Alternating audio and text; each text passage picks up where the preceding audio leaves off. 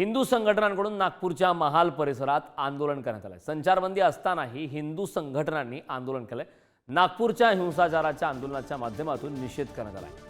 नागपूरच्या हिंसाचाराविरोधात हिंदू संघटनांची घोषणाबाजी त्या ठिकाणी करण्यात आली। आरोपींवर कठोर कारवाईची हिंदू संघटनांची मागणी। कर्मियों के साथ गलत किया, पुलिस कर्मियों के ऊपर अत्याचार किया और सभी हिंदुओं की गाड़ी फोड़ी, सभी के हिंदुत्व को जोड़ो। या संदर्भात ताजे अपडेट देण्यासाठी आपले प्रतिनिधी मंगेश मोहिते आपल्या सोबत जोडलेत। मंगेश, संचारबंदी असतानाही हिंदू संघटनांनी मात्र त्या ठिकाणी आंदोलन केलंय, काय सविस्तर?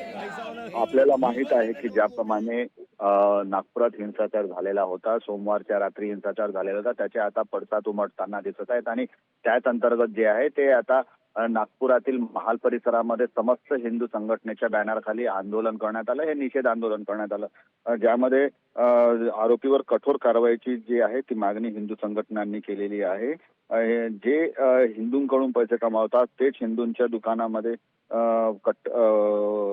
बर्बाद हिंदूची दुकानं जी बर्बाद केली आहेत किंवा ज्या नुकसान केलेलं आहे त्यांच्यावर कठोर कारवाईची मागणी या माध्यमातून करण्यात आलेली आहे। यावेळी हातात पाणी घेऊन संकल्प देखील घेण्यात आला की अशा पद्धतीने लोकांकडून समान खरेदी करणारे असा संकल्प करण्यात आला आहे।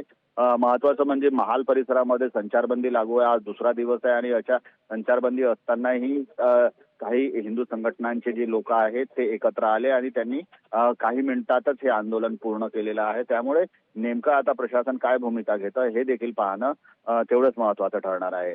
करण, नक्कीच मंगेश, खूप खूप धन्यवाद या महत्त्वपूर्ण अशा माहितीसाठी।